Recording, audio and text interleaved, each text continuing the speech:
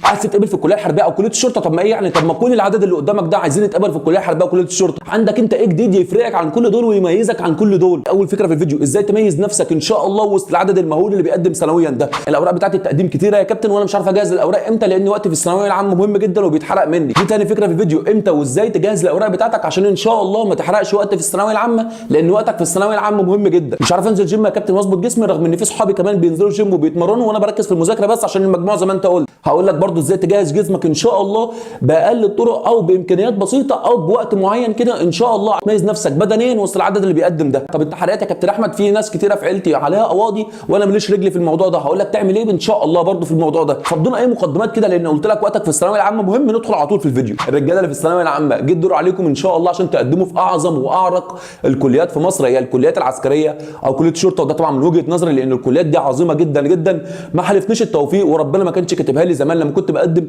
فيا رب يا رب يكتبها لك انت اللي بتتفرج عليا ويكون من نصيبك لو هي مكتوبه لك، وركز تحت حته هي مكتوبه لك دي وحط تحتها 100 خط. ندخل على طول في بدايه الفيديو. طيب ازاي تميز نفسك بدنيا وثقافيا ونفسيا وسط العدد اللي بيقدم ده؟ خطوات يا باشا تمشي عليها، خطوات بسيطه خالص تمشي عليها، بس دي الخطوات اللي هتفرق بين شخص بيحارب على حلمه بيحارب على مستقبله، لان وانس او بمجرد انك تدخل الكليه او ان شاء الله لما تتقبل في الكليه كده انت حياتك اتغيرت 180 درجه وبقى حياتك خلاص معموله في جهه معينه او في كارير معين، فاهم؟ ولا بقى تدخل كليه تجاره ولا وممكن تشتغل مدرب لما تخرج ولا اي حاجه من الكلام ده خالص. لا انت يا باشا ان شاء الله باذن الله لو ربنا كاتبها لك انك تتقبل في الكليات العسكريه او كليه الشرطه باذن الله انت كده تحديد مستقبلك. فالموضوع متطلب منك فعلا انك تحارب على مستقبلك، دي ما فيهاش هزار خالص، ما فيهاش هزار نهائي نهائي نهائي خالص. طيب ندخل بقى في الكلام العملي، ازاي تميز نفسك ان شاء الله وسط العدد المهول اللي بيقدم سنويا ده؟ خطوات يا باشا تمشي عليها قلت لك. اول حاجه ما تكتفيش ان السباحه اختياري مش اجباري. ليه يا باشا؟ ليه ال 10 15 درجه دول بتوع السباحه انت اولى بيهم؟ ليه ما تتمرنش سباحه؟ ليه بجد ما تتمرنش سباحه وتاخد ال 10 15 درجه دول؟ هي اختياري مش اجباري، ما عدا الكليه ما عدا اللي بيقدموا في الكليه البحريه هم اللي اجباري. بس انت ليه بقى ما تتمرنش سباحه وتاخد ال 10 15 درجه دول؟ لسه في وقت معين، لسه في وقت قصدي كبير. يعني انت لو انت بتتفرج على الفيديو ده في شهر رمضان وان شاء الله هتابع الصفحه دي او اعمل اشتراك للصفحه بتاعتي على اليوتيوب عشان هنزل لكم ان شا الله يوميا باذن الله باذن الله الفيديوهين من فيديوهات تحفيزيه حقيقيه، مش فيديوهات كده وخلاص وكلام فلسفي، من فيديوهات تحفيزيه لخطوات ان شاء الله عشان تقدم باذن الله. هكون معاكم خطوه بخطوه ان شاء الله على قد ما اقدر يعني. طيب ليه يا باشا ما تتمرنش سباحه؟ اتمرن سباحه عشان انت اولى بال 10 15 درجه دول، لسه في تقريبا 5 شهور 6 شهور على الاختبارات.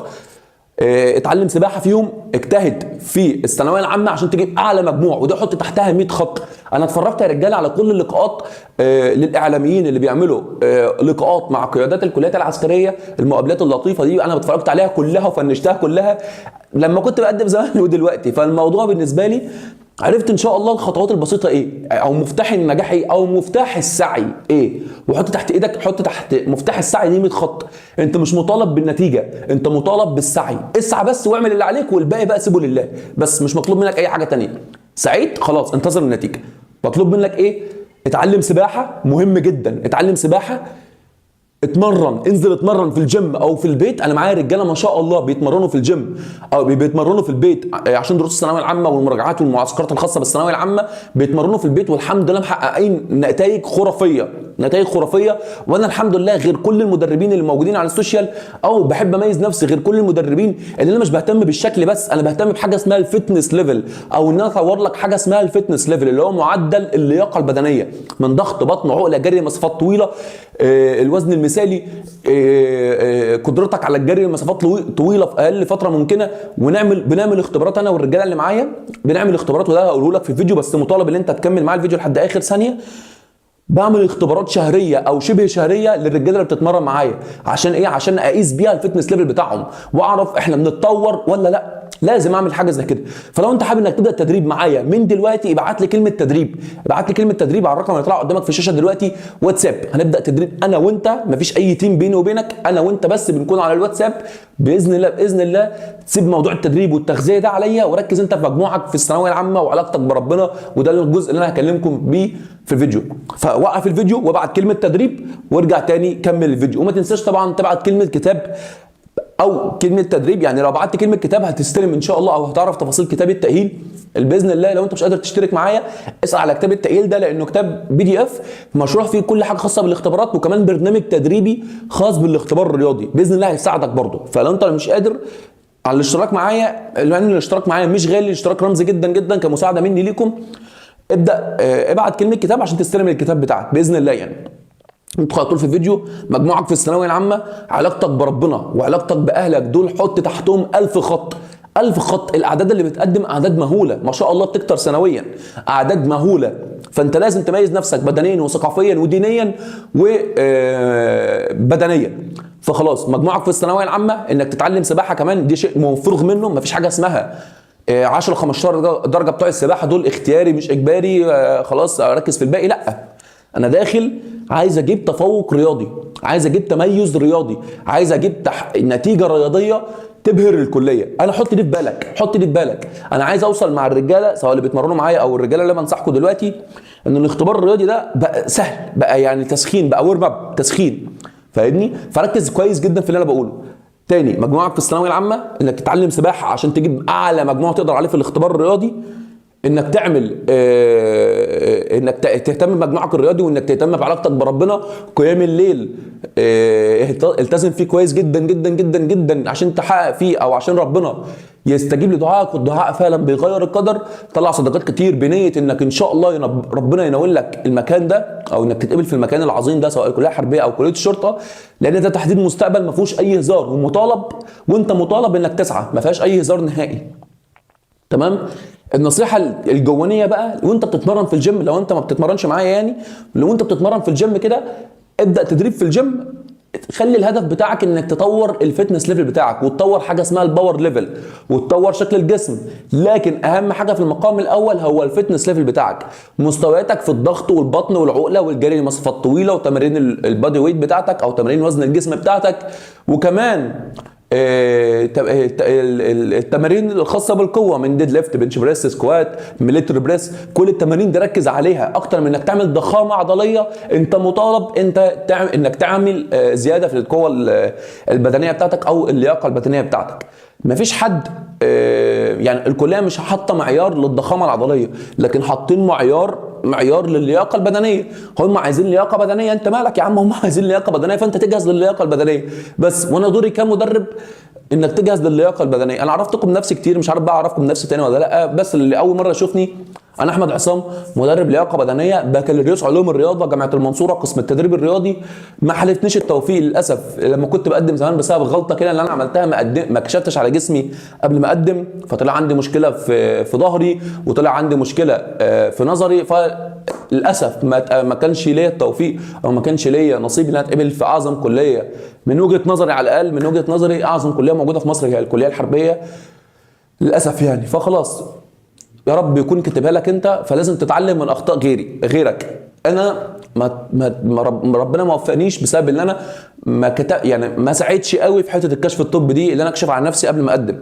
فخلاص انت اتعلم من اخطاء غيرك، اتعلم مني انا يا عم، انا راضي. اتعلم مني، اكشف على جسمك قبل ما تقدم في الكليه، اكشف على جسمك، خد لك كل اسبوع كده، خد لك كل اسبوع 10 ايام اكشف على جسمك فيهم، اعمل فيهم، خد لك الاسبوع ده مثلا عياده العظام، خد لك الاسبوع ده عياده الجراحه، خد لك الاسبوع ده عياده الرمد، خد لك الاسبوع ده عياده الانف والاذن والحنجره. يا شباب في امراض، يعني في امراض ربنا يعافيكم ويعافينا يا رب، في امراض ما بتحسش بيها، زي الناسور العصعصي مثلا، زي عمى الالوان. في ناس ما تعرفش، ما تكونش عارفه انها عندها عمى الالوان، او بتكون فاكره ان ده عادي وهو عمى الوان. فاهمني؟ فلازم تكشف، يعني لازم تاخد خطوه، وان شاء الله ما يكونش في حاجه، بس اطمن للضروره عشان لو في حاجه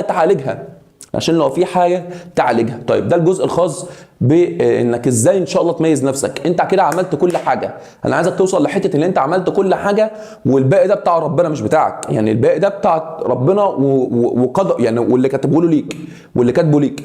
فاهمني؟ انا عايزك توصل للحته دي. انت لو وصلت للحته دي يبقى انت كده يا باشا اهلا وسهلا في قائمه الانتظار. انت خلاص لو ربنا كاتبها لك يبقى انت كده عملت كل حاجه.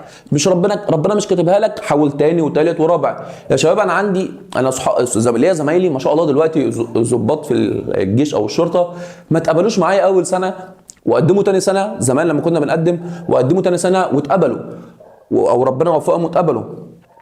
وليا زمايلي ما اتقبلوش اول سنه وما اتقبلوش تاني سنه واتقبلوا في المحاربين والمتخصصين، وليا زمايلي برضه ما اتقبلوش اول سنه وما اتقبلوش تاني سنه وما اتقبلوش تالت سنه زي يعني انا قدمت اول سنه وتاني سنه بسبب، وخرجت برضه بسبب نفس السبب الطبي. للاسف انا معترف ان انا كنت غبي في الحته دي. بس الحمد لله يعني ربنا كاتب لي حاجه زي دي، والحمد لله اتخرجت واتجوزت وخلفت. بس برضه لسه هدفي رغم ان شاء الله احققه مع ابني بقى يعني الحته دي لازم احققها مع ابني. لازم ان شاء الله يكون في حد في الكليه الحربيه ويحقق الحلم اللي انا ما قدرتش احققه. فلازم لانها بتوجع يعني، لازم انت تسعى وتجتهد وتعمل كل اللي عليك عشان حلمك ان شاء الله. طيب ده الجزء الخاص بالتدريب او ازاي تميز نفسك ان شاء الله. وزي ما قلت لك لو انت حابب انك تبدا تدريب معايا ابعت لي كلمه تدريب على الواتساب ده، وسيب تدريبك بالكامل وشكل جسمك والفتنس ليفل بتاعك والباور ليفل بتاعك واختباراتك الشهريه والشبه الشهريه. سيب كل ده عليا، والباقي ده بتاعك انت يا معلم، من علاقتك بربنا، مجموعك في الثانويه العامه. ما تلتفتش لاي عمليه نصب ممكن تتعرض لها. مش عايز اقول كلمتها لان الجمله دي انا قلتها كتير والموضوع ده اتكلمت فيه كتير، لكن ما تلتفتش لاي عمليه نصب ممكن تتعرض لها. خلي ربنا هو اللي يكتب لك النصيب بتاعك عشان ما حدش ينصب عليك. خلي ربنا يكتب لك تحقيق الهدف بتاعك، او اللي ربنا كاتبه هتشوفه ايا كان هو ايه. انت مطالب بالسعي. حط تحت السعي دي مليون الف خط. يعني انت مطالب بالسعي مش مطالب بالنتيجه، فاهمني؟ وانا الحمد لله لما امنت بالايه دي او بالجمله دي، انا الحمد لله في حاجات كتير اتغيرت في حياتي، حتى نفسيا اتغيرت، فاهمني؟ طيب الجزء الخاص بالاوراق، ما تجهزش اي ورقه دلوقتي خالص، ما تجهزش اي اوراق دلوقتي. جهز الاوراق بتاعتك ان شاء الله قرب الاختبارات. يعني لو انت عيلتك كبيره بقى وفيها غلطات اسماء، عائلات الصعيد ما شاء الله تبقى كبيره وفيها ناس كتيره جدا، فالناس دي ممكن انت يعني تجهز الاوراق بتاعتهم من دلوقتي. ورقه كده حاجه بسيطه، وانا ان شاء الله هنزل لكم فيديو خاص بالاوراق. ورقه كده حاجه بسيطه، وان شاء الله تعرف تجهز الاوراق كلها. لو انت عيلتك على الضيق كده جهز الاوراق بتاعتها دلوقتي. بتجهز الاوراق بتاعتها ان شاء الله قرب التقديم، يعني على شهر 5 شهر 6، لان في اوراق زي القيد العائلي كده، في اوراق بيبقى ليها تاريخ صلاحيه زي القيد العائلي قدامه مدته 3 شهور، فخد بالك برده من الحته دي. طيب الجزء الخاص بالجيم، مش مطالب انك تنزل جيم. زي ما قلت لك في ناس بتتمرن معايا في البيت، مش بقول لك اتمرن معايا، اتمرن مع اي حد او حتى تتمرن مع نفسك. لكن نصيحه والله انك لازم يكون حد ماسكك، سواء انا او غيري، يعني انا او غيري، لكن لازم يكون في حد ماسكك، لازم يكون في مدرب ماسكك. انت لما بتتعب بتروح للدكتور، لازم يكون في مدرب ماسكك. فلو انت حابب انك تبدا تدريب معايا، وده طبعا شيء يشرفني، ابعت لي كلمه تدريب على الواتساب اللي قدامك في الشاشه دلوقتي. طيب مش هتتمرن معايا هتلعب على كلام على نفسك، اتمرن في البيت. اتمرن في البيت، عقله، ضغط، بطن، جري مسافات طويله في الشارع. اعمل سيستم الكامل لنفسك، ودي صعبه عليك شويه، بس تتعود انك تعمل سيستم كامل لنفسك كده، تقيس بيه التطور بتاعك من ضغط، بطن، عقله، جري مسافات طويله. الارقام دي احفظها وطور الارقام دي بعد 15 يوم، بعد 20 يوم، بعد 30 يوم، بعد 40 يوم، ايا كان المستوى. وطور الارقام دي والعب انك تطور الارقام دي. انت مطالب بالحته دي، فاهمني؟ انت مطالب بالحته دي يا باشا. بس انا كده كلمتكم في كل حاجه. يا ريت يا ريت يا ريت يا ريت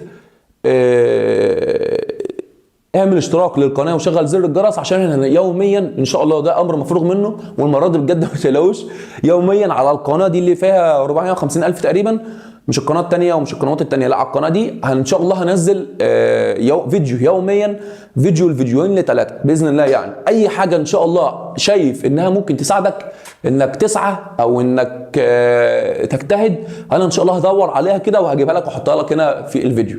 ربنا معاكم، ويا ريت تكتبوا لي في الكومنتات انتوا بتبقوا مستنيين الفيديوهات بتاعتي ولا انا ببقى بتكلم كده مع نفسي. بس بالتوفيق ليكم، وما تنسوش لو حد حابب يتمرن معايا يبعت لي كلمه تدريب على الرقم ده واتساب دلوقتي، يبعت لي كلمه تدريب دلوقتي، والسعر رمزي جدا، بس باذن الله هنحقق اعلى نتائج. بالتوفيق ليكم يا شباب، بحبكم جدا جدا وربنا معاكم.